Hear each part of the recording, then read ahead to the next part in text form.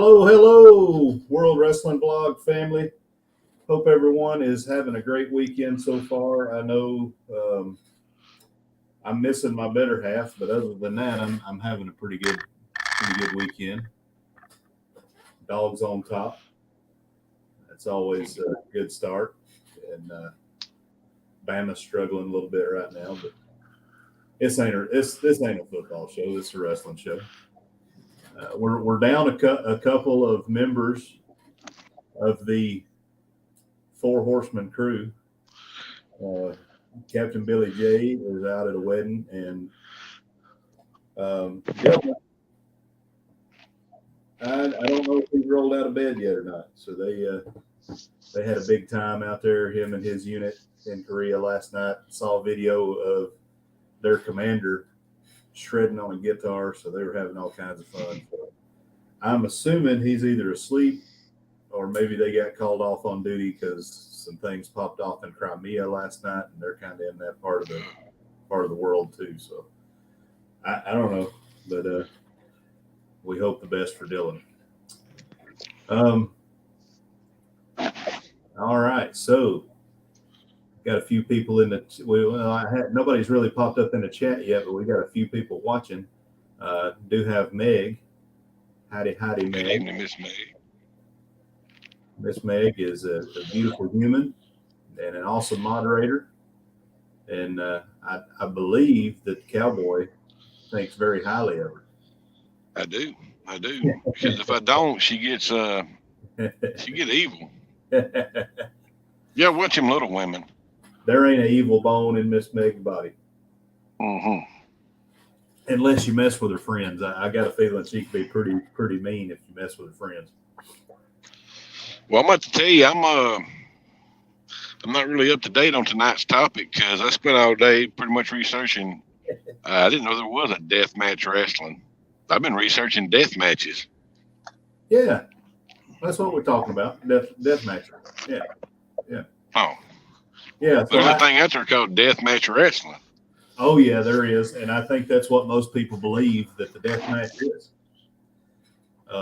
And I would like to educate the people on the origins of death matches and the difference in a real Texas death match versus what you see in what Jim Cornette likes to so politely put as a garbage outlaw mud show. The real Texas death match is going to be a play on words. It's very scientific in the way it's done. There are rules and there are no rules at the same time. There you go. So the way I understand it, Texas death match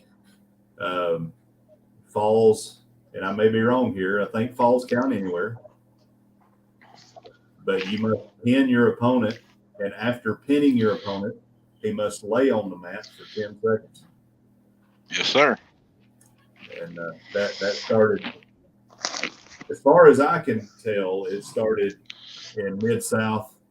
Maybe it started I don't think it started in Japan. I think that was a Mid-South Memphis thing with the concession stand brawl.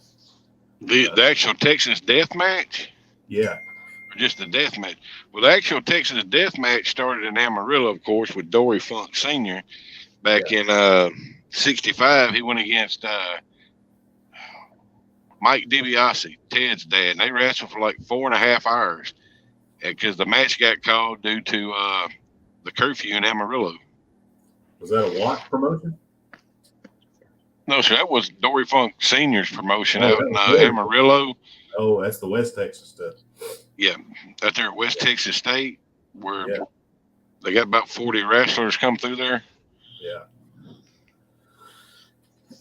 Yeah, so, it's become bastardized and blasphemed and perverted in the way it is now because they call it, you've got deathmatch wrestling and you have things like Combat Zone Wrestling and GCW, and sometimes you see it on AEW, and Jim Cornette likes to call it lazy booking, and I kind of agree. It really opens up that fourth veil, the fourth wall, because there's a whole lot of coordination that goes in. I mean, there is an art to deathmatch wrestling. Yes, sir.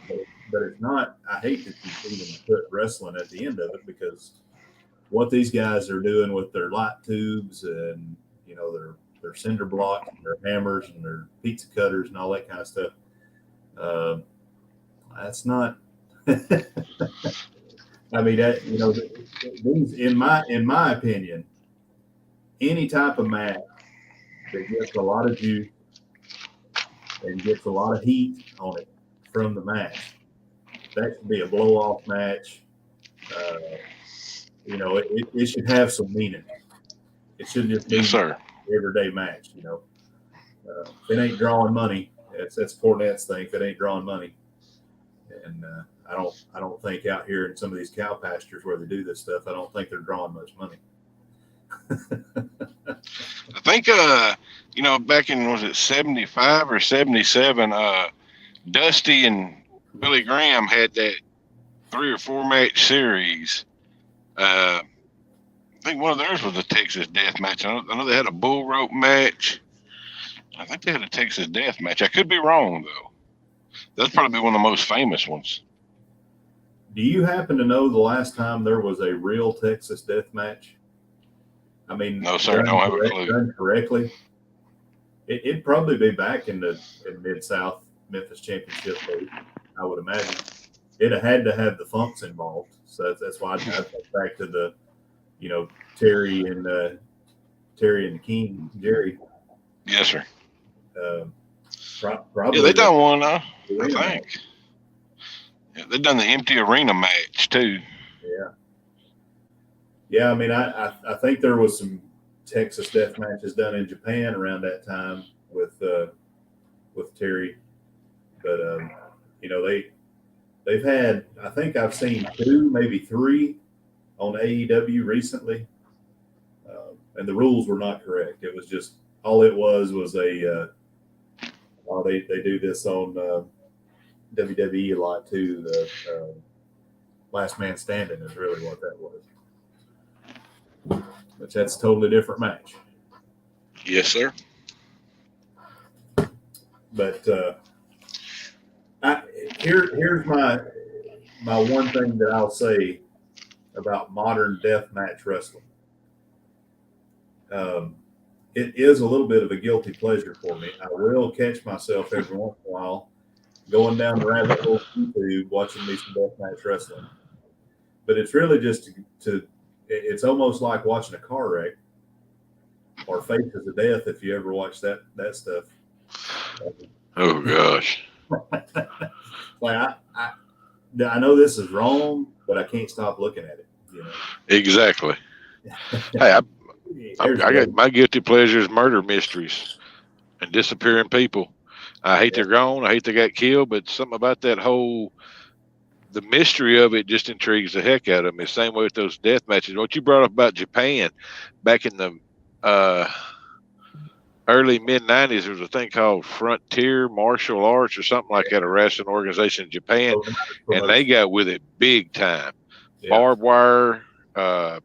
wire bats, exploding matches. Terry Funk and Cactus Jack ran a lot of that stuff. Yeah, the Sheik and Sabu almost lost their lives in a fire match, in an Inferno match. They set all the ropes and everything on fire, and the Sheik come out of that with all kinds of burn up. How you doing, Dylan? I'm good. How y'all doing? Pretty Hello, good. Sarge. You sleeping off last night? Yeah. Your commander can shred on a guitar, man. Yeah, he sure can. What is your commander exactly? I mean, what is his rank or whatever? Is he commander? Oh, he's a major. His rank's a major, but he's a squadron commander. So, squadron is usually squadron commanders are like they're about majors. Sometimes they're lieutenant colonels, but not usually. And then when you get up to group commanders, they're usually lieutenant colonels or colonels. The wing commanders are colonels or higher. So Dylan, we're talking about deathmatch wrestling, and we're talking about Texas death matches, which are the origin of deathmatch wrestling, which is a a legitimate rules-based event. Yeah. And what we kind of talked about before you got on here, and you may or may not know this, but the original Texas Death Match, and Paul schooled me up on this a little bit because I didn't complain. The first time I'd heard of Texas Death Matches were either in Japan or in Mid-South or Memphis Championship Wrestling, but it actually started before that in the Funk promotion in West Texas. Hmm.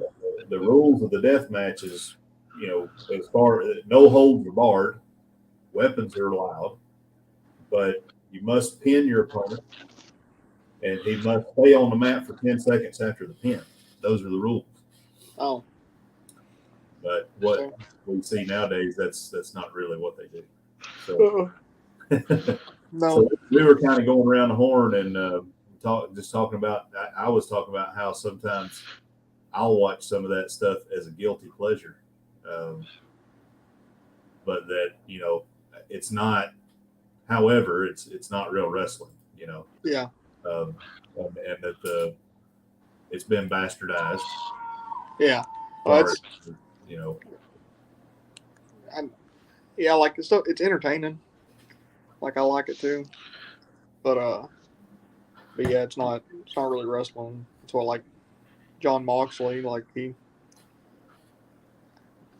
sometimes he shows that he can wrestle, but that's pretty much all he ever does is the death matches and stuff, and it gets old. It's not. I think there's a tired happy of seeing him medium. come down and stab somebody with a fork every other week, and then some of the stuff with weapons, like I think they need to get rid of some of the weapons they use in wrestling because the way that they use them, to where they can actually use them, is so fake. Like sledgehammers, I hate when they use sledgehammers because they put a hand on each side. Yeah, like that's dumb. Like you're just like nobody. If anybody was going to hit somebody with a sledgehammer, that's not how they would do it. So Yeah, if you just want to make your hand heavier, then bag full of nickels or yeah, a roll of coins or brass knuckles. Which That's the old Mid-South way. other night on AEW, Steven Regal, he had brass knuckles. yeah, he did. Hadn't seen brass knuckles in a wrestling match in a long time. That was his finishing maneuver forever, or for a while. Called it the power of the punch. But yeah, I think there's a happy medium in there somewhere. I don't think ECW hit it, and I don't think that WWE hit it in the ruthless aggression or the shoot. I'm on a blank. The era before the ruthless aggression era. Attitude. Attitude. I think they went a little overboard too because there was so much behind what was going on with ECW, but that was also a cultural phenomenon because guys like me and Paul and from our generation that grew up on went through high school and in our early 20s listening to grunge and death metal and all that kind of stuff, that kind of wrestling fed us. But I think Triple H had said in an interview that he thinks there's no place for blood in wrestling anymore. That I don't agree with that. ultimately it's unacceptable, and no, I don't either. I think if you're going to get juice, it better have meaning. Yeah. Yes, sir. Yeah. I mean, they bled a lot in the old days, but when they bled, it meant something. Yeah, see, that's the difference. And was it CM Punk that said something to John Moxley about? He's like, "Well, you're gonna come out here. I'm gonna hit you twice, and you're gonna start bleeding, and you're gonna bleed all over the mat, like same as every other match." It's like, yeah. But Punk bled the biggest gusher that we've seen. Yeah. On AEW television during his match with MJF. But anyway, I don't want to. So Paul has done a ton of research. Oh gosh. And I want to make sure that he gets his due here because I knew exactly when I put deathmatch on here. I knew where Paul was going to go with it, and that's what I hoped for. So he wanted Well, to the thing is, go to that there's place. no actual guaranteed concrete origin of the death match. Now, what research I did, it seemed like they're as confused about it as we are. You know, they talk about what was going on in Puerto Rico with Abdullah the Oh Butcher, gosh, yes. which that was closer to the Garbage Outlaw Mud Show stuff down there. It was a mix of what we would see in Mid-South and out in West Texas, sometimes up with the Sheik and those guys up in the Detroit area, Yeah. and Lucha down in Mexico. Yeah. I think there's an audience for it. But, you know, Cornette was talking this week about the Young Bucks. And he said there's a reason for independent wrestling, and it's so these people who don't want to get into a ring and tell a story can go do their flippy flops, and that's where they belong. It's kind of the same with these garbage death matches. Yeah. It is lazy booking. It's, you know, you don't have to tell a story. You just have to come up with a finish in a garbage death match. Yeah. Well, what you said there is the point of all of it, though. Back in the day, for two people to have wound up in a death match, they've been feuding for a long. They've been Hatfield and McCoy. Yeah. I mean, for them to get booked in a death match. I wish I could remember, Paul, because I'm thinking now, because I asked you before Dylan came on here, when was the last actual Texas death match? That series that Sabu and Terry Funk had, I wonder if they were actual Texas death match rules. Because those were some good matches. Those were some really They good were. matches. They did one on AEW just a couple months ago, but it wasn't. They called it a Texas death match, but it wasn't a Texas death match. Yeah, no. Yeah. It was just a Falls Count Anywhere, last man standing. Yeah, Extreme Rules. Yeah. But the one that comes to mind is the one where they put barbed wire for the ring rust. Oh yeah, but whose bicep popped out in the middle of the match, and he taped it back up and pushed it in and kept wrestling. And you know, and Funker was probably close to 60 in this match, and you know he's covered in barbed wire and he's just. I mean, you know, legit, you know, you can tell. But I don't know. I think it's just too often where it doesn't really mean anything anymore.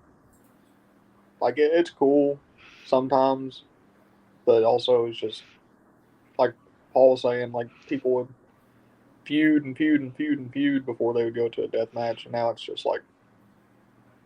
Death match. Just we've been feuding for a month. Let's do a death match. Like, yeah, since I'm the Murder Hawk Monster.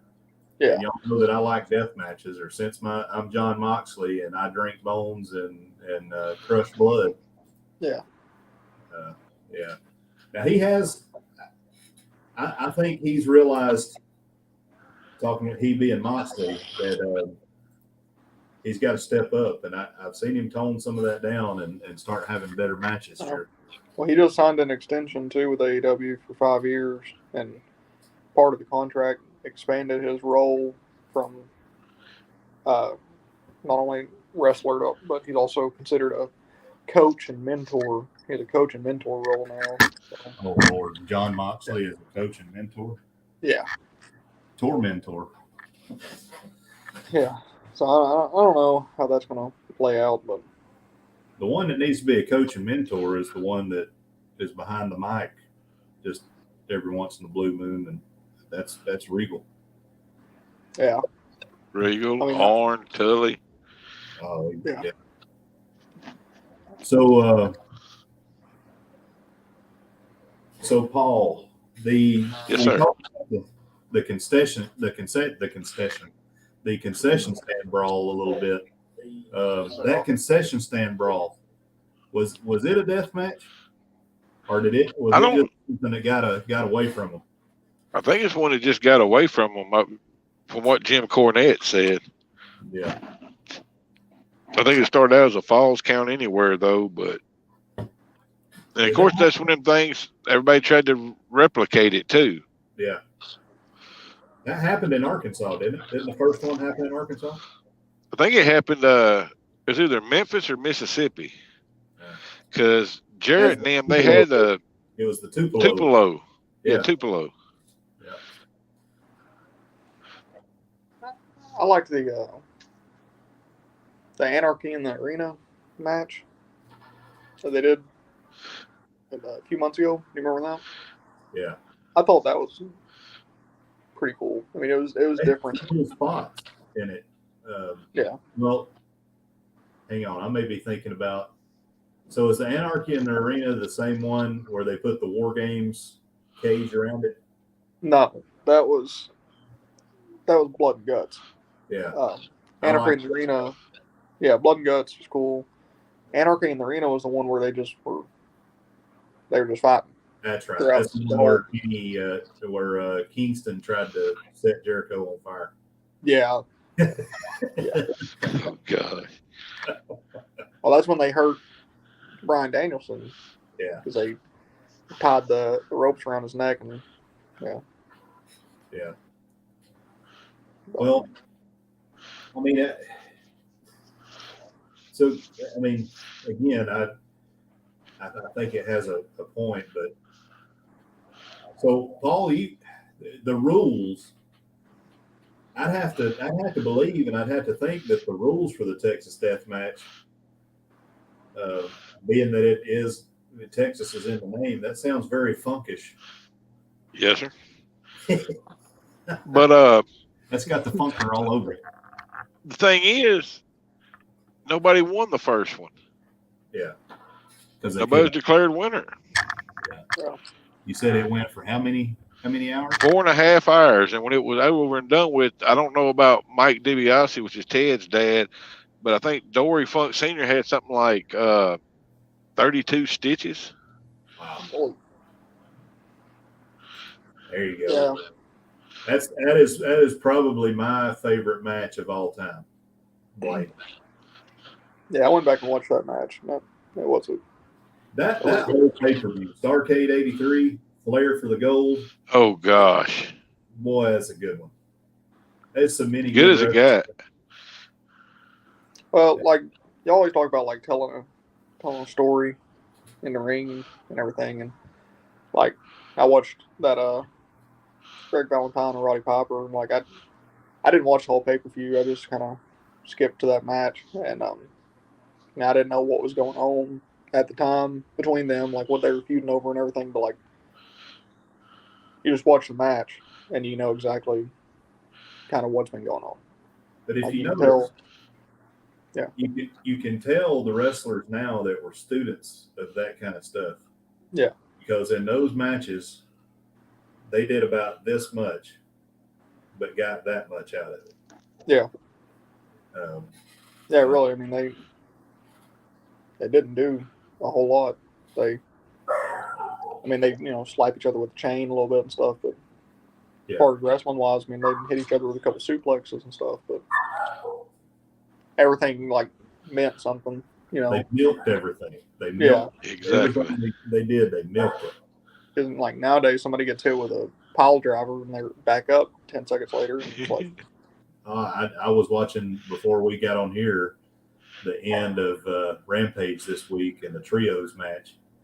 And, I haven't watched Rampage yet, but go ahead. You're not gonna... Well, 10, you know, he hit something on Ray Phoenix, looked like it killed him, and then him and Penta are right back up doing a double clothesline on the guy, and I'm like, yeah, what? Gotta sell. Yeah, got it. Yeah. But you go back, you watch that Starrcade '83, and especially like the Flair match for the championship there with Harley Race. Between the two of those guys, there may have been a total of 6 holds in the whole match. Yeah. You know, and one of them was a figure 4, one was a headlock. You know, I mean, just basic stuff, but it was over. Race was a brawler, pretty much.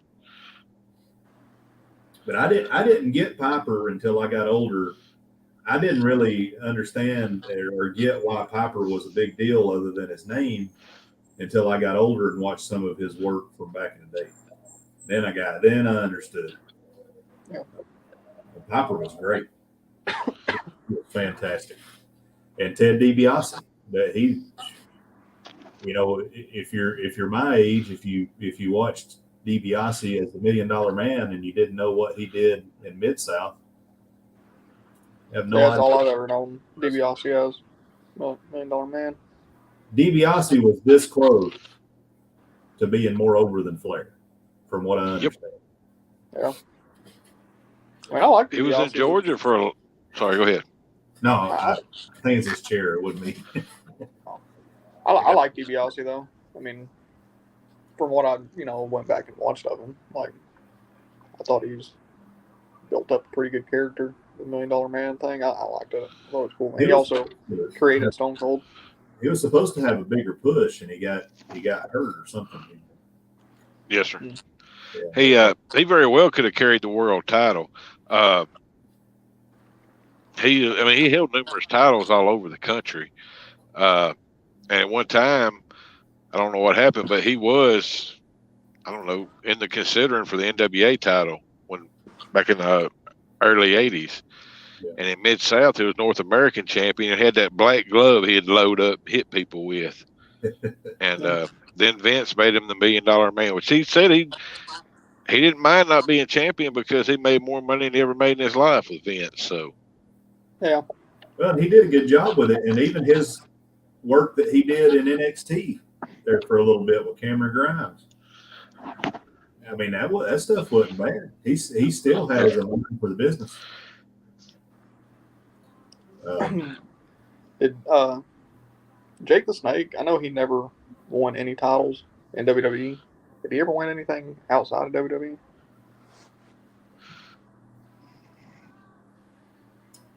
Trying to think. Yeah. He was in World Class. He was World Six-Man champions with the Dynamic Duo, Gino Hernandez and Chris Adams. I know that one. Gino Hernandez. Other than that, I don't know. Yeah, I know that's something that's like a thing they always talk about. As popular as he was, and he never won any titles, never held any titles in WWE. Yeah, he was the world's champion sperm donor. I know that. Yeah, well, he got kids littered all over the Southeast.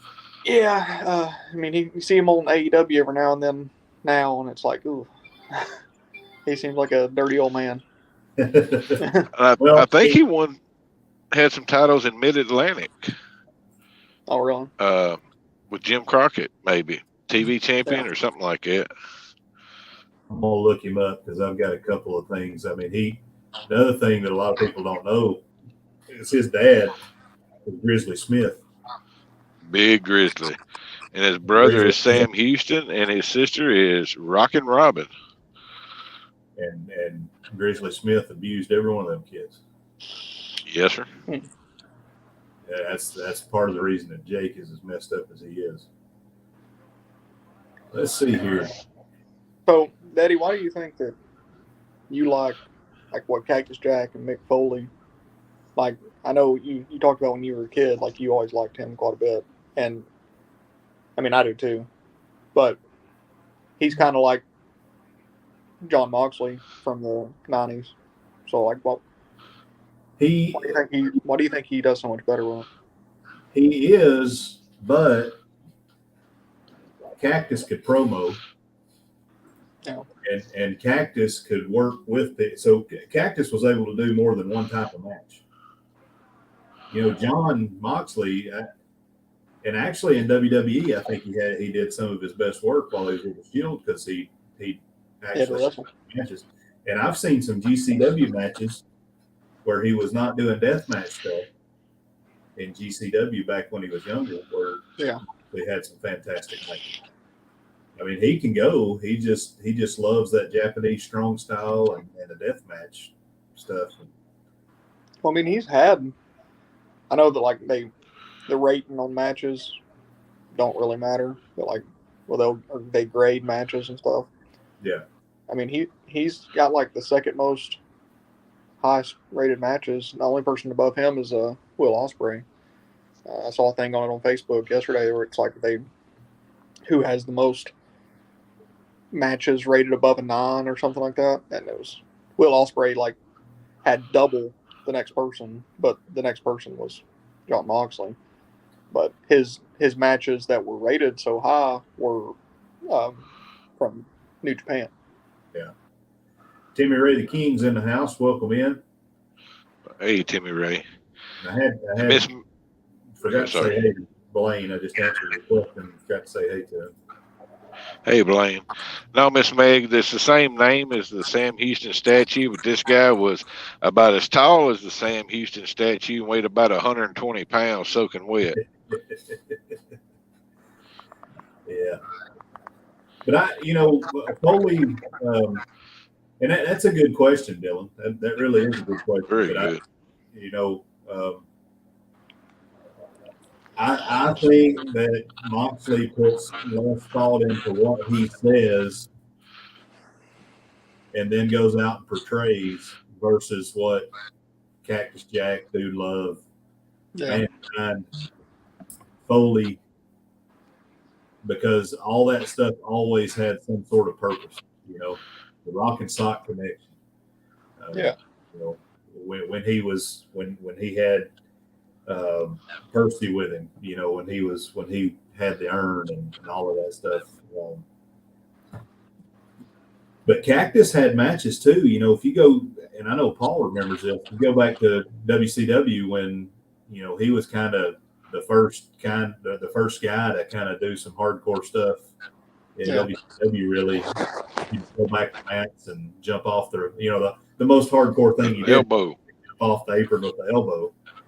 And yes, but that's the thing about not doing that stuff all the time, because if you remember the ringside commentators, I guess it was Tanay and I can't remember who else was commentating back then. But oh my Lord, this guy Cactus Jack, he's crazy, he's gonna kill himself. All he was doing was jumping off the apron and doing an elbow drop. They do that almost every match now. Yeah, a lot of stuff loses its weight. I mean, like, I don't know. You think about people like Randy Savage. Like, yeah, I mean, he can cut a great promo and stuff, but like as far as like wrestling nowadays, who would really buy that? Who would buy the elbow drop? Who would buy the atomic drop? Because it's like, who's your favorite tag team right now? Well, FTR. Oh well, yeah, and they come FTR. Oh well, also yeah. The mic drop is it's the elbow drop. Yeah, the mic drop. Yeah, but the elbow drop still gets over. I mean, when Punk goes up, or because Punk will always do his tribute, and Jay Lethal does it, but it's kind of more of that tribute to Macho Man. Did you watch the National Scissoring Day? Yeah, I did. They're so over right now. I like it. I like them, and I like when old Billy Gunn came out and he said, "For everyone in attendance and the millions and millions." Yeah. It's great. People, somebody had a sign that was like saying like the Acclaimed over DX, and they kept putting it on the camera. And I thought it was pretty good. And then it's like when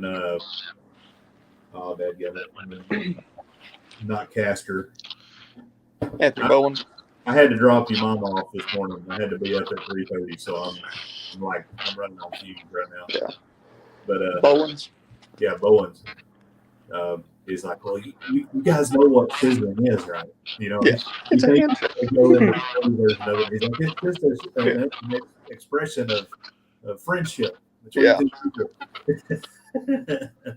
But then they hit that scissor move off the rope. That's pretty good. But yeah, I mean, I thought we were going to get a little bit more mileage out of the deathmatch thing, but really, it kind of says everything you need to know about it. The fact that we don't have a lot to talk about now, we're talking about other things. You ain't seen one in forever. Yeah, I think we're all kind of on the same page with it too. That like it's just so overdone now that it's cool, but seen it last week. and it just loses its thrill after a while. And sometimes I'd rather just see a good wrestling match than people go out and stab each other. So Timmy Ray's late because he finished second out of 15 cars tonight. That a boy. Go Timmy. Sounds like Timmy Ray's over at the local racetrack right now. Oh. Did you, Timmy, when you were in the winner's circle, did you scissor your crew chief? There ought to be some racing around me when I get down to Florida. There'll be some tracks down there. Yeah. You need to go during speed weeks. You need to go watch dirt track speed weeks up at Golden Mile. I wish we could have took y'all to that the speedway up in Sumter, the Sumter Speedway. Like, as trashy as Sumter was, that track wasn't bad. It'd been there since the 50s, and they go out there, they race late models, they ran all kinds of stuff. They'd race 6-7 hours on Saturday night. Yeah, it was kind of weak in the 90s with the power hour and all that kind of stuff they did. But I mean, Bischoff did bring a flair to it. That's for sure. Yeah. Well, so let's talk about a little bit about what's going on in the wrestling world right now. So I have no idea. There's no spoilers for Extreme Rules, but I'm assuming that Bray Wyatt will be back tonight. Is Extreme Rules tonight? Yeah, Extreme Rules is tonight. Yeah, it's tonight. Yeah, that's awesome, Timmy. I love dirt track late model racing. Yeah. Oh yeah. Scott Bloomquist, that's my guy. Oh yeah. Well, up there at the Sumter Speedway, I saw for the first time, I didn't notice the thing, mini late models. Oh yeah. I knew like mini sprints, but mini late models, that was cool. It was really cool. But so they've been doing teasers, this White Rabbit thing. So the Jefferson Starship. Yeah. And then if you've seen, I guess they've been put. I haven't seen this, but I guess they've been putting QR codes on the microphones or something. And you can see the QR code, and apparently whatever QR code was on Triple H's mic was some kind of creepy White Rabbit, 3 little pigs playing over and over. I'm a little bit behind on WWE right now. Who's supposed to be? What's the card for Extreme Rules? I don't even know. The one that I do know is Karrion Kross and Drew McIntyre. I mean, that'll be a good match. Yeah. Does Roman Reigns? Has he got a match booked or? I don't know. I don't. I mean, I'm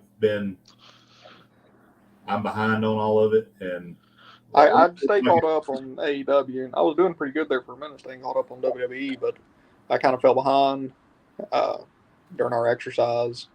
I just had some busy weeks afterwards. So I'm gonna try and pull up the card and not see any spoilers at the same time. Let's see here. Yeah. All right. So we had Karrion Kross versus Drew McIntyre in a strap match. Ronda Rousey and Liv Morgan in an Extreme Rules match for the SmackDown Women's Championship. The Brawling Brutes versus Imperium in a good old Donnybrook match. I don't know what that is. Seth Rollins and Matt Riddle are inside the fight pit with special guest referee Daniel Cormier. Oh. Edge and Finn Balor, it looks like that's might be the main event. Edge and Finn Balor in an I Quit match. So, that's not a bad card. No title match, but yeah, that's fine. I don't. Oh, I did not know this. So Blaine said that Kevin Owens got fired. Oh. Is that a work or is that a shoot?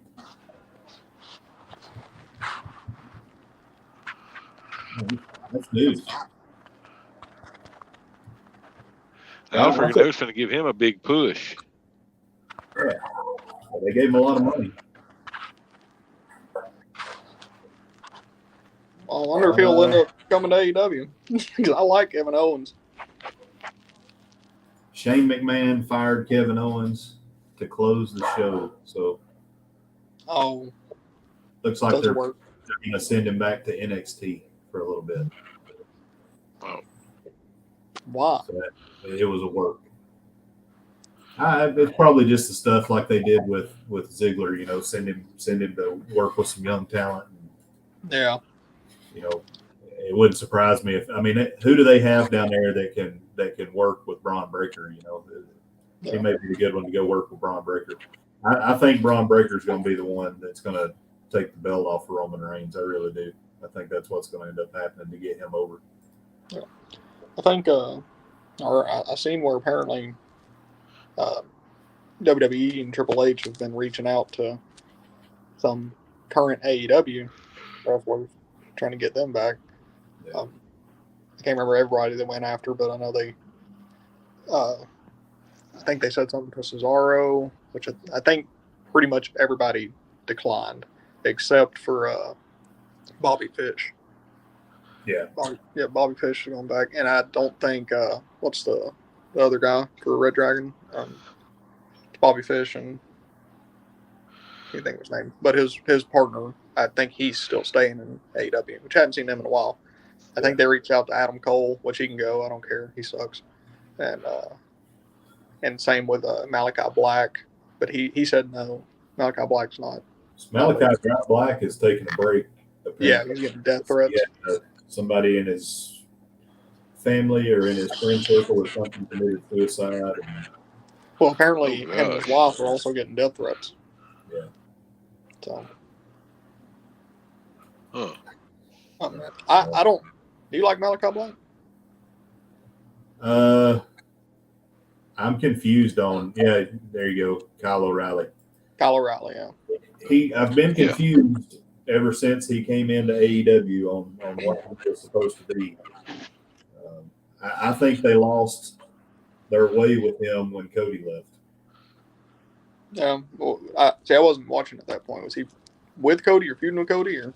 Well, he debuted and came out and kicked Cody out with that roundhouse kick, knocked him out, and beat Cody.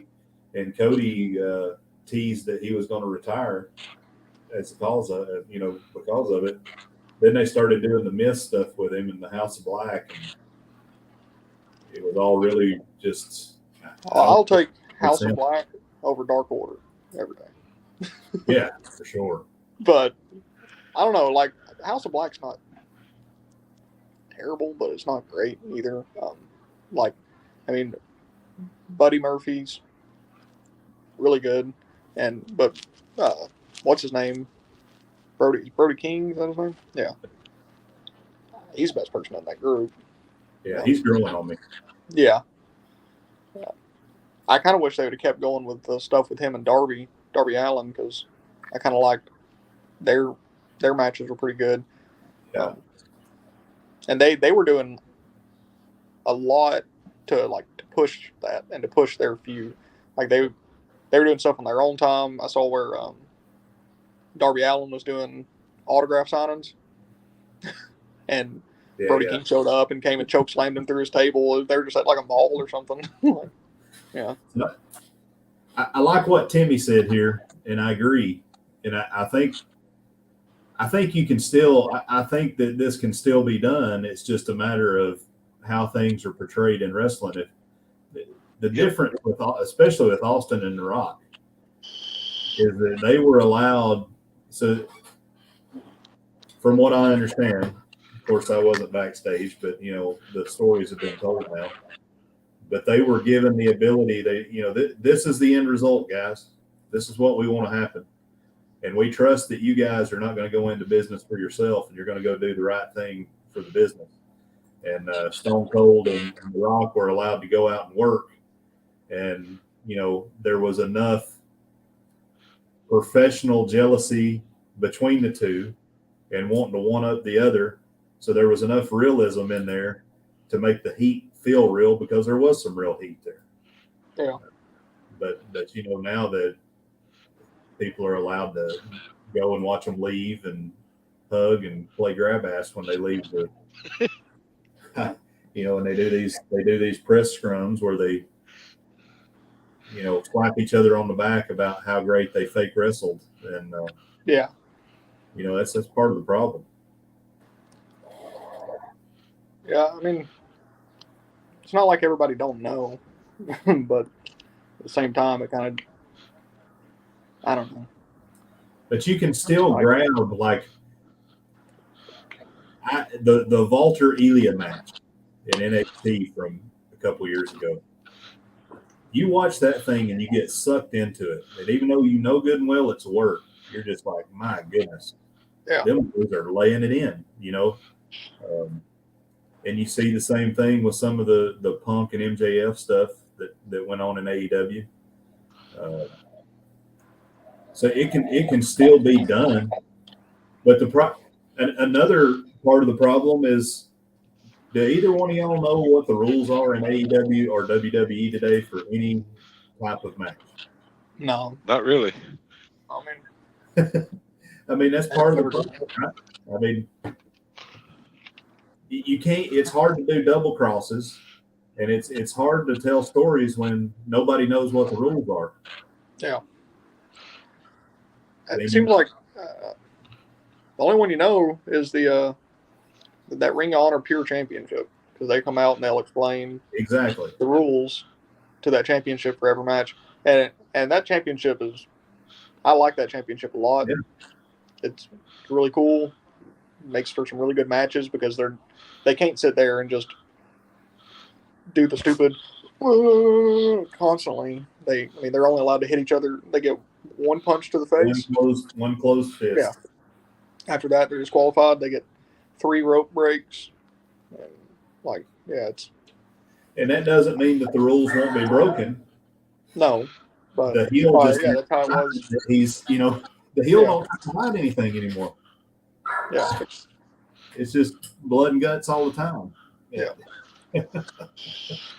But you think about some of the best finishes and double crosses in history, right? So the one that I always really liked that always got me aggravated as a kid was what's known now as the Dusty finish, where you had the 2 referees, and one referee would get knocked out for whatever reason, the other referee would come down and call a pinfall or a tap out, and then by the time that was done, the other referee would come too, and then he would come in and overrule the previous referee's decision. And that brought all kinds of heat all over the heel, all over the referees. But if you don't know what the rules are, so Paul, you remember some of the Mid-South where they couldn't come off the top rope.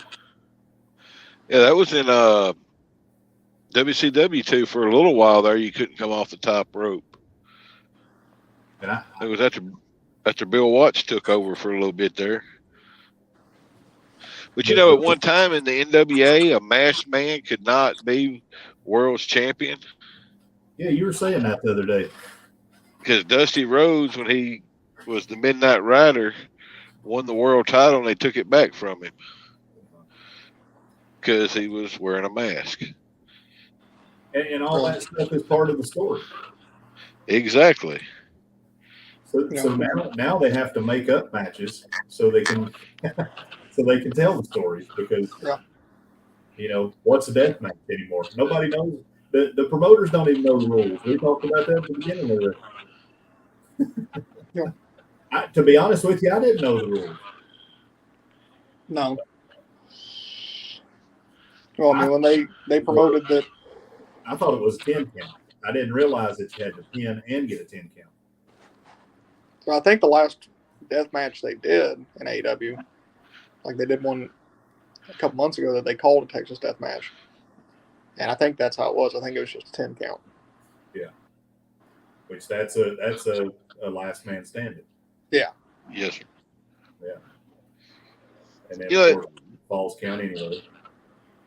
A couple guys you named when I go to about Adam Cole, Kyle O'Reilly, and Bobby Fish. At one time, they were in NXT at least, they were as legit as it got. Well, especially that Kyle Colorado's O'Reilly. Bobby That Fish, guy's, yeah. yeah. Kyle O'Reilly, he's out of those three, he's easily the best in my opinion. As far as wrestling goes, I mean he's good. But then I'll tell you, there's another one that y'all are forgetting in that group. Roderick Strong. Yes, sir. I love me some Roderick Strong. I've watched him all the way come back in Ring of Honor. yeah, Well, you thought WWE was wanting to bring them back. I mean, yeah. But for what? Yeah. Are they I going to don't do really anything know. with them, or? I mean, I think WWE's got enough people on the roster to where I don't know. I don't know what Triple H's plan is. I don't know if he's firing some of the people that are just terrible and trying to replace them with actual wrestlers or what. But I know that a lot of the people that have left WWE in the past couple of years for AEW, I think he's trying to get back. Well, I trust, until he proves me wrong, I trust Triple H's ability to actually put a good program out there. Yeah.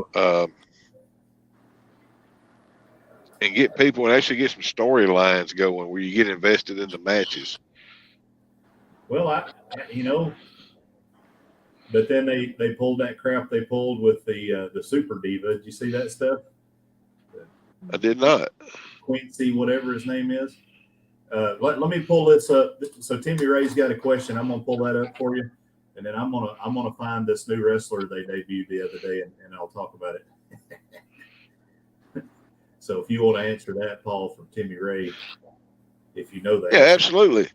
Mid-South was a affiliate of the NWA.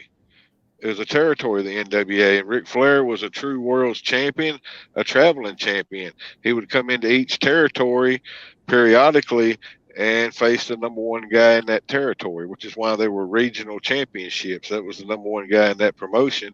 And if the champ came to town, most times, unless it was world class, which I guess they had their guy too, they would get a shot at the world's champion.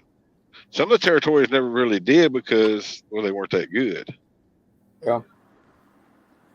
Well, and they also did. I was listening to Flair's podcast the other day, and he was talking about when they would go to Puerto Rico and sometimes to Tokyo, because when you think about back then, they didn't have the internet to where everybody knew everything in real time. So they'd go over and drop the belt for a couple of days, and nobody's ever got it. Which Flair was always kind of afraid when he went to Japan, because guys like Inoki, if he didn't want to give the belt back, he didn't know how to get it off of him. Nope. Hey, that's how Harley Race won one of his world champions titles. Dory Funk Jr. faked a knee injury or leg injury. Said he had a pickup wreck on their ranch. He didn't want to drop the belt to Jack Briscoe. So that's fine. They sent him, I think it was Kansas City or St. Louis. Probably St. Louis. Put Harley Race in the ring with him. Junior had no problem driving. Junior was tough. But he wasn't no Harley Race.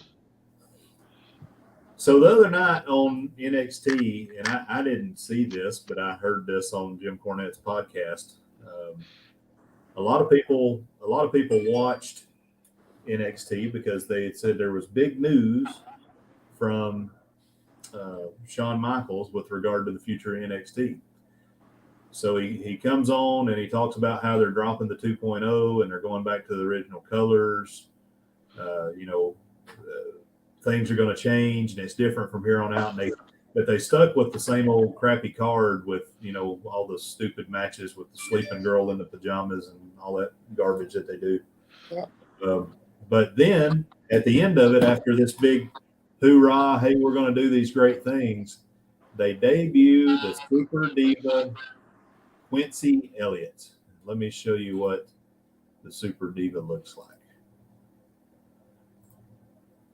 All right, let's see.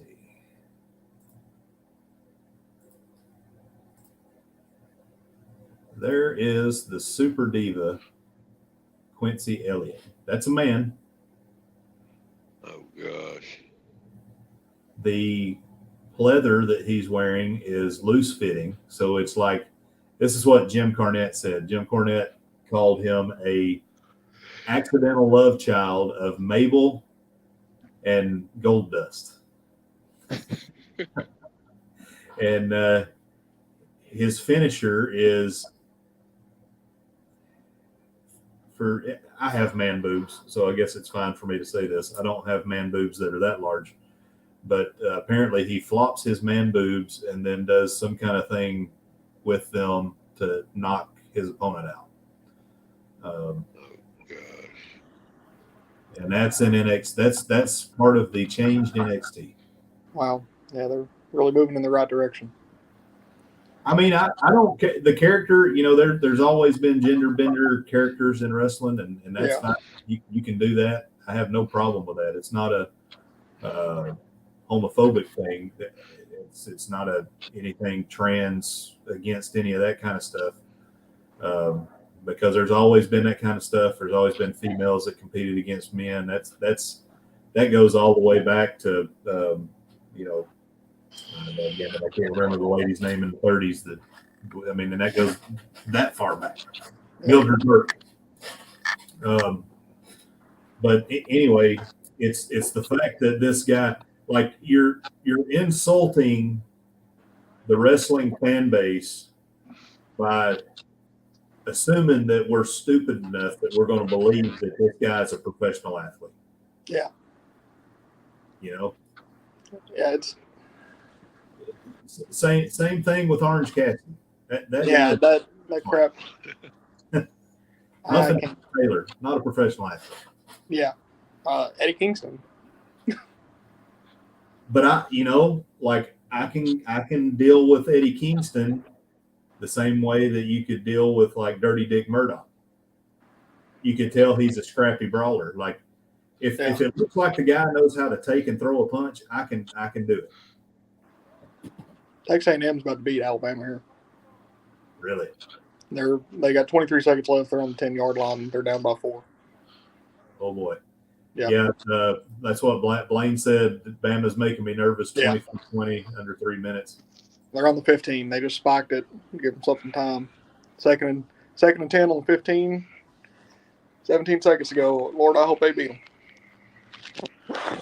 Well, we know Dusty didn't look like no athlete either. No, but he looked. Again, it's not a man or a woman thing. It's just because the same thing applies with women. They have to look like they could fight. Yeah. If you want me to believe it, give me a believable person in the ring. Sure, and I guess that's like with Eddie Kingston. Like, he might not be the most athletic, but yeah, he does look like he could fight. I can believe that if I saw Eddie Kingston in New York somewhere, that I would be preparing myself that I may have to go heel with it. Yeah. Sure. Oh, let's see. Timmy Ray, Harley Race, 7-time world champion. I like me some Harley Race. I like Harley Race. I like all those old guys, man. All those old guys. He ended both Funk Brothers world title reigns. Junior and Terry. He was a mean son of a gun, and yes, sir. So from what I understand, listening to Jim Cornette, I guess the only man that he feared was Bill Watts. Yeah. And Andre. Yeah, everybody feared Andre. That's part of the reason he never got a belt, because they never didn't know. Vince Senior threatened to fire Bruno. Really? Bruno offered to drop the belt from him to Andre, and yeah. He said, "You'll kill my promotion." Yeah, Bruno Sammartino. The more I hear about him, the less I am impressed with who he was and what he was. I apologize for any of the Northeastern Italian folks that may be listening, but I'm more and more impressed with guys like Lou Thesz. Thesz was another one that could legitimately stretch you. Yes, sir. Strangler Lewis, all those old guys, they were legit. You know, and back in the day, the guys were either real shooters from scholastic wrestling, amateur wrestling backgrounds, um, or they were football players converted. You know. Yeah. And Gotch, don't forget him. He was a bad dude too. Oh yeah. I'm getting some feedback here. Hang on. Yeah. Eric Dillon muted himself. Oh, He's got to start wearing earbuds or something. That yeah, it's his room is. He's got a loud air conditioner, and then on top of that, not wearing earbuds, it gets loud in there. I'm still waiting A lot of on times when somebody I to try say to something work about that Magnum PA's working there. I know. I'm like, it kills me because being an Army NCO, I would have got that thing back in rigs real quick for him. But Yeah, well, you're overseas. only person keeping me in checks myself. So Yeah. Dylan, what's going on with Bama? it's over. Alabama won. They stopped them. Yeah. They just Jimbo now ended. goes again. Yep. I'm gonna tell you what. If Jimbo don't do something with Texas A&M, they're gonna run him out on a rail. Yeah. Yeah. He sure hopped himself up a lot to now be a 3-3 team. Yeah. All right. Let's see. Y'all remember? Yeah. So Cornette was talking about this the other day, and it's something I didn't realize. Is he was talking about walkout music and how you know, they talk about the three birds with clothes, but really it's like it could be the junkyard. Mid-South in Memphis. Yeah. And that Cornette believes he thinks it was probably Junkyard Dog was probably the first one to really have it. Other than Another one bites the dust. Well, but that I guess Classy Freddie Blassie, didn't he have some too? But it's different. It's like the pomp and circumstance stuff. I think it was Classy Freddie Blassie anyway. But legitimately having this is my walkout music to pump me up to go out and kick this guy's butt. They think it's probably the Junkyard Dog, or JYD. Yes, sir. Yeah. You brought up Freddie Blassie when we was talking about the death matches. Back in his day, and everybody knows him mainly as a manager, but when he was a wrestler back in the 50s and 60s, that was one of the most sadistic people on the planet, at least in the wrestling ring. Yeah. Blassie was hardcore before there was hardcore. Another one they say was like that was Bob Backlund. He would, you know, going in the ring, he could get yes, sir. As stiff as they come.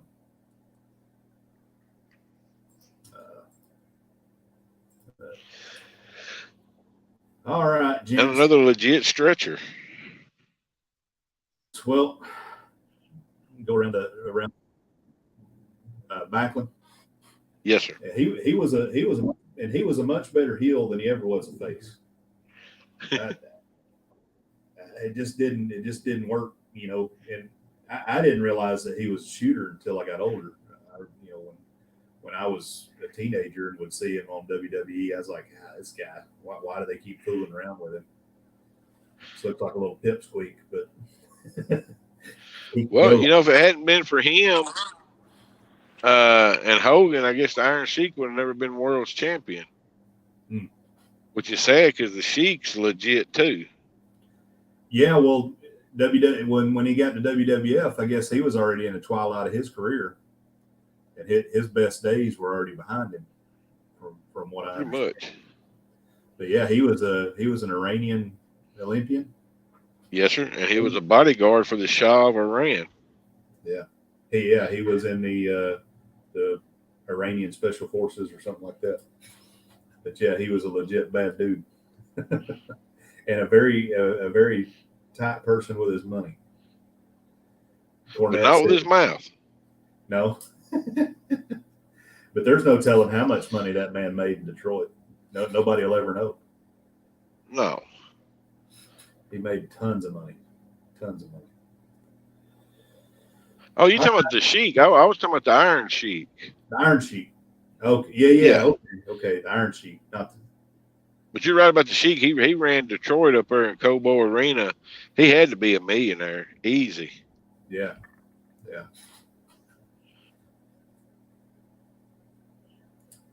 I like the Iron Sheik's boots. That's what I always remember.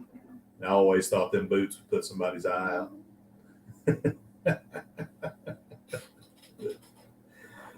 Well, parting thoughts, Paul, on death matches. Well, I'd love to see them bring them back if they'll tell a story with them and do a legit death match. But, with all the pay-per-views now and all and time limits, and probably not ever going to see one again. Because they don't work storylines long enough, really, at least not to get me invested in one. I mean, if you use the rules the way they're supposed to be done, in theory, you could wrestle an entire Texas death match and see no blood. True. But if you say that to a common wrestling fan now, they look at you like you're crazy. Because they have in their mind that a death match is light tubes and pizza box cutters and Gosh. drills and barbed wire and whatever else. So Dylan, what are your thoughts on the I like it to an extent.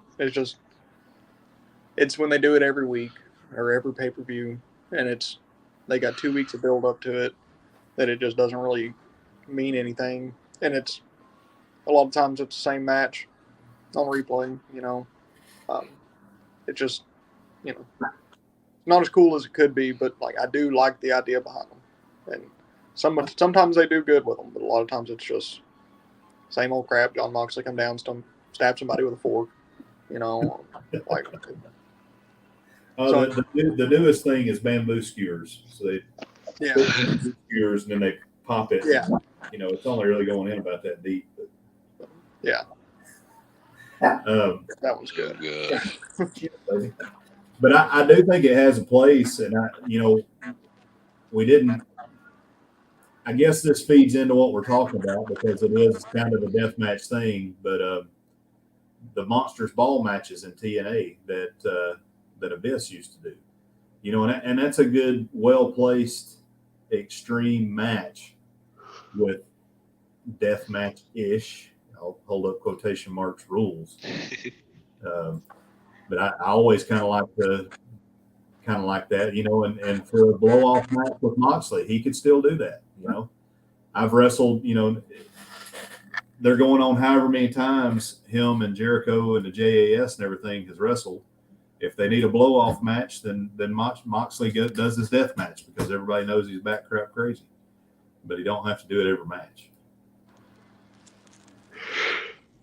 But that's kind of that's the thing, right? I mean, if my crescendo to everything is a murder and drinking human blood and eating out of human skulls, then throwing punches is just not going to mean anything, and that's the problem. Nope. All right. Paul, I'm going to throw you up here, give you the solo layout, and let us know what you got coming up for your channel. All right. Well, tomorrow night at 6:45, I will be premiering the episode 14 of the Booze News entitled "The Iceman." Oh yeah, this one's a good one. I've been working on graphics and all, so I got some pretty cool graphics for it. Some people will know who the celebrity judge is right away, and then some won't, but it'll make sense at the end. Is it Glacier? Sir? You bringing in No, Glacier? sir. Oh. No, King Parsons. Bringing in Iceman King Parsons. But other than that, that's it. I'm not doing Raid Parade next week because we're going to be in Miami, and I'm not going to waste any time down there. I love the Raid Parade, but, you got to have a life too. So. No, I understand, Paul. We've stepped away from doing it week week to week because it was kind of impacting trying to fit everything into the Raid Parade box and then get something put out every week. It was just getting to be a little much for us. But yeah, Yes, sir. especially when you're going to do the meetup, which that's another thing, Helping Hands for Cruising. Check them out. Go and like and subscribe to their page and consider donating.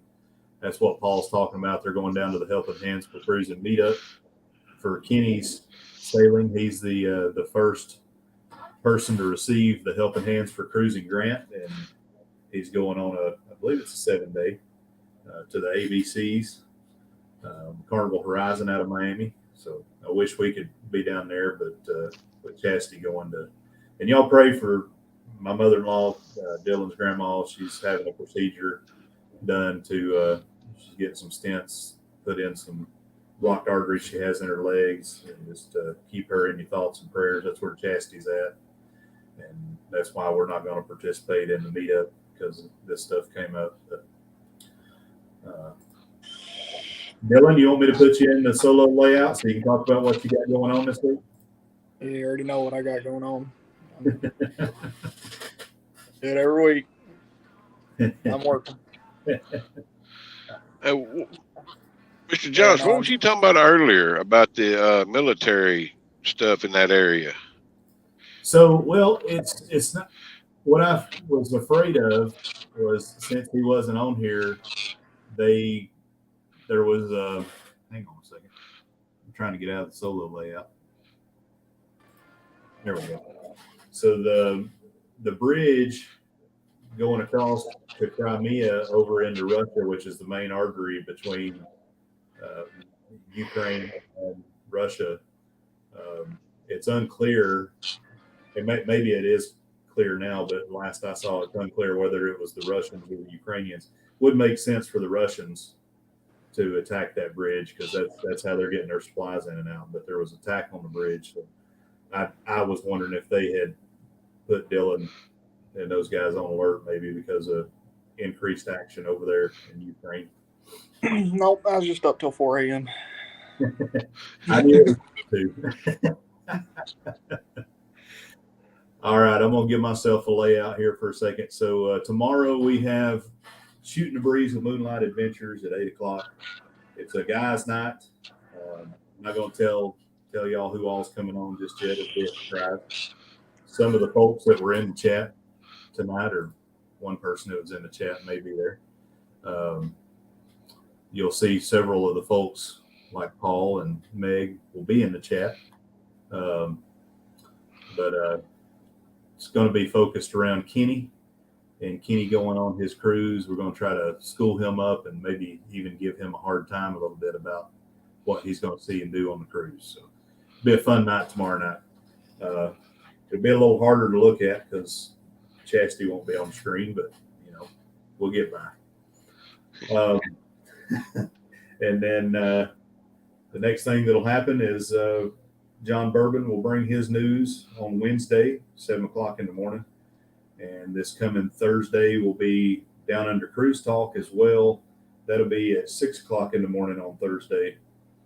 And we will be premiering another video from our recent sailing on Symphony of the Seas.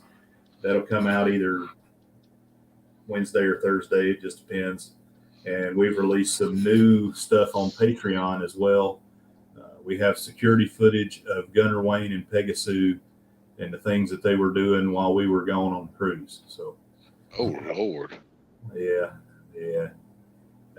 Dylan, if you watch that, you just need to know that the turtle's okay.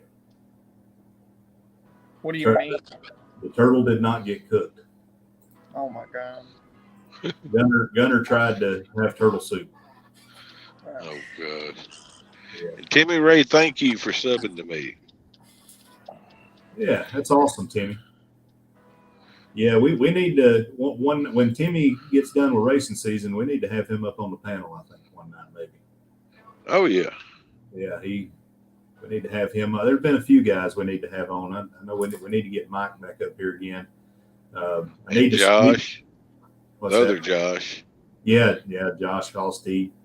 I gotta get back into promotion mode on this channel. I've kind of been a little lax, but we've had so much going on.